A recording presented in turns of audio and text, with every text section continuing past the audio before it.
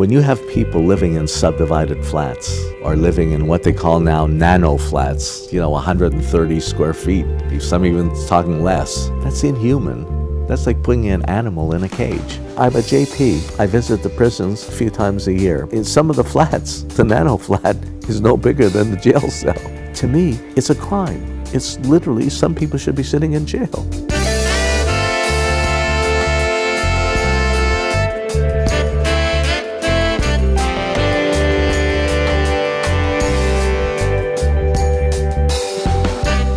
Hong Kong is a very unique situation. Only 24% of Hong Kong is buildable. It's been a huge problem because you now have environmentalists who say can't touch country parks. I know I'll get into trouble with this, but I still say that taking 1% of country parks, I think, is doable. What about buying from the landlord in the new territory? New territories like the Wild West. Each one has their own little village and their own boss and village head, and it's very difficult to get in there. The only way that we can make Hong Kong bigger is through reclamation. Unless people want to move to China, which I know a lot of people are against that. You can't build in the air. 1,700 hectares is a lot and not a lot. For a place like Hong Kong, it's not a lot. Singapore, if you look at that, 13,800 hectares were reclaimed to make Singapore the size that it is. 80% of the people in Singapore own their own home because HOS, because the home ownership scheme.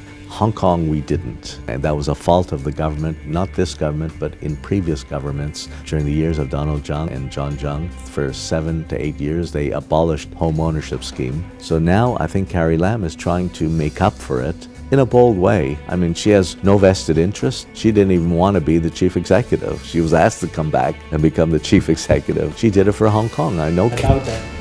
Oh, I tell you, I was very close to the situation, and so that's why I am an advocate for reclamation. I don't believe the cost will be 500 billion or 400 billion. Some people saying 1 trillion. You have no idea what they're talking about. Tai Kok Tsui, Sha Tin, Tuen Mun were reclaimed. And look at them today. If no reclamation, no Sha Tin.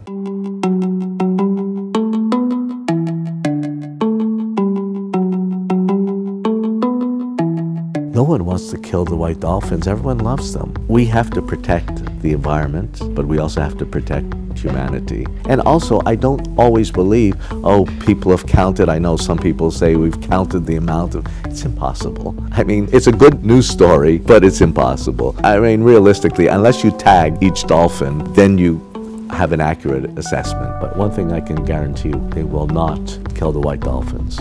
When the British were here, no one questioned anything. Whatever they did was okay. Suddenly, we go back to China and the Hong Kong people ruling Hong Kong, one country, two systems, and suddenly there's all this opposition to our life. Everything the government does is no good. Because we miss the old days. But the old days, I was here during the old days. I find the new days today better than the old days. As a businessman, I always take a calculated gamble, and if it's for the good of society, it's worth the gamble. It's worth taking the risk.